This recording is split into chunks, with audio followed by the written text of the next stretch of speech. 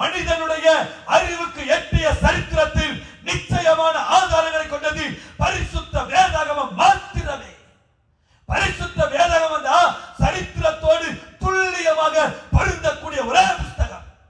ஏனென்றால் பரிசுத்த வேதாகமத்திலே எகிப்தின் ராஜாவாகிய சீசாக்கை குறித்து ராஜாக்கள் புத்தகத்திலே வாசிக்கிறோம். அவனை குறித்த குறிப்புகள் சரித்திரத்தில் இருக்கிறது. சனகரிப் ராஜாவை குறித்து ஏசாயா புத்தகத்திலே வாசிக்கிறோம். அவனை குறித்த குறிப்பும் சரித்திரத்தில்